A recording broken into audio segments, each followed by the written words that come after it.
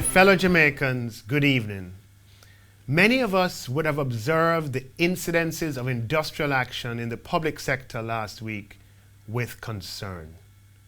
Jamaica has shown great resilience in the face of monumental and historic economic adversity brought on by the global COVID-19 pandemic, and today we are experiencing a recovery of jobs and economic output way ahead of other countries in our region and in a manner that defies our historical experience. Companies are expanding, new hotels are being built, and residential and commercial and warehousing construction continues to increase. For the first time in living memory, many businesses are actually reporting a shortage in available labor. Jamaica is undoubtedly moving forward, though we still have a long way to go. However, this much needed economic recovery can easily be interrupted and reversed if services are disrupted due to industrial action. Such a reversal would set Jamaica back tremendously, costing jobs. This would negatively impact us all, from the decline in government revenues that would follow and the cuts in budgetary expenditure that would then become necessary. Jamaica cannot afford this. On behalf of all Jamaicans, therefore, I appeal to all public sector employees for patience and for calm. We understand your apprehension.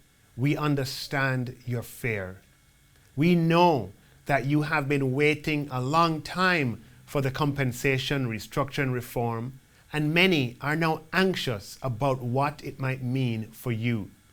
We know you have been hearing things, sharing figures, viewing calculations, and there may be some misunderstandings about how this will all work. It is certainly possible that in some instances you are receiving partial and incomplete information out of context.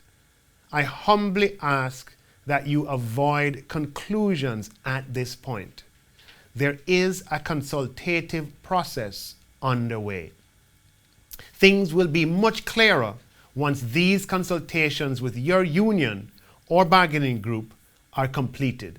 For a complex and ambitious reform such as this restructuring of public sector compensation across all of government for 110,000 public sector employees organized into 47 central government bargaining units and 140 public bodies, there has to be an established process as we drive towards implementation. The process is that for those who work in central government, civil servants, police, teachers, nurses, doctors, dentists, other healthcare workers, correctional officers, firefighters, etc., we have been engaged in consultations with your union and bargaining group representatives. The Ministry of Finance and the Public Service has already met with 45 out of the 47 central government bargaining groups and unions. You will have the opportunity to provide feedback, which will be considered in the second round of consultations, which will shortly begin.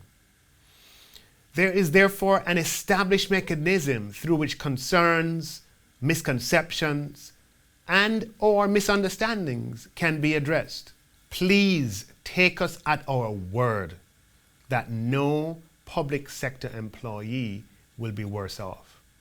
Some persons have responded to this assurance with calculations, valid or invalid, that supposedly demonstrate a decline in net pay as a supposed refutation of this assurance. This is misplaced. The assurance is not a statement that contends that everyone is better off with the proposals on the table. We are aware that in any set of proposals designed to cover 110,000 public sector employees, there could be cases where the proposed changes lead to less net pay. What the assurance instead means, however, is that wherever through reasoned, objective, and data-driven feedback, it can be proven that someone would indeed be worse off, we will work to find a fix. For public sector employees employed to public bodies, I know that you have heard where your colleagues in central government are in receipt of information about the compensation restructuring, and your management and your representatives have not yet been able to tell you when your consultations will begin. This has been met with displeasure. I completely understand that.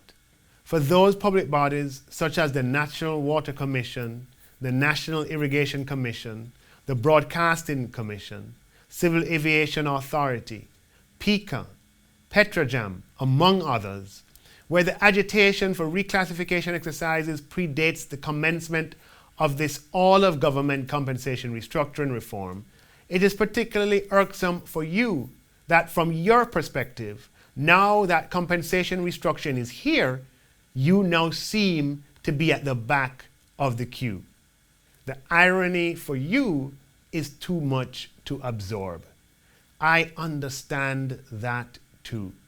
Given the huge scope of this exercise, however, and its complexity, for better or worse, we decided to conclude with central government first and then engage with public bodies. Given current timelines, we anticipate that engagement with public bodies will occur within the next 6 months, similar to the timeline provided to the NWC.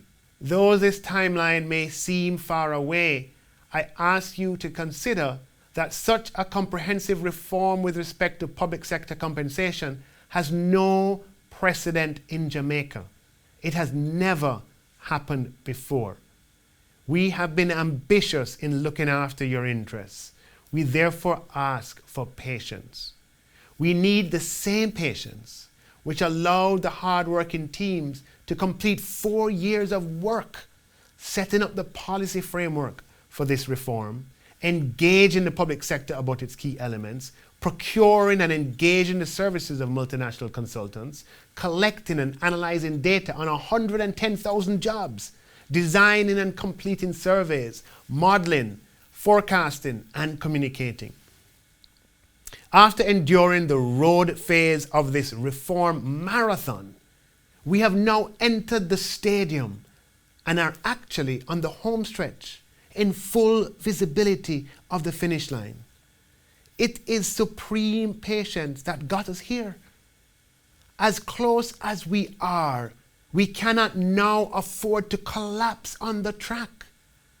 Instead, fueled by that same patience, together we can make it across the finish line. We are further strengthening our partnership with our trade union partners and bargaining groups, with whom we have achieved tremendous things over the years. This process is and will be inclusive and will consider all views. We have approached the restructuring of public sector compensation with great ambition. Working with our partners in the trade unions and bargaining groups, we are doing what has never been done before in Jamaica. The public sector has been through a long night, and the day of reform finally approaches. But my fellow Jamaicans, it is always darkest just before dawn. Let not the darkness of this brief pre-dawn period lead us to stumble as a society. Kicking our own can of milk over, even if unintended, will only delay the emergence of daylight. And even then, with spilt milk, daylight would not be sustained. Patience and orderly discourse, on the other hand, will allow a sustainable dawn to emerge. You can rely on the partnership between the government, trade unions, and bargaining groups to secure the interests of all public sector employees and the wider Jamaican society as we advance this ambitious necessary and important reform. I will continue to keep you updated. God bless you, and God bless Jamaica.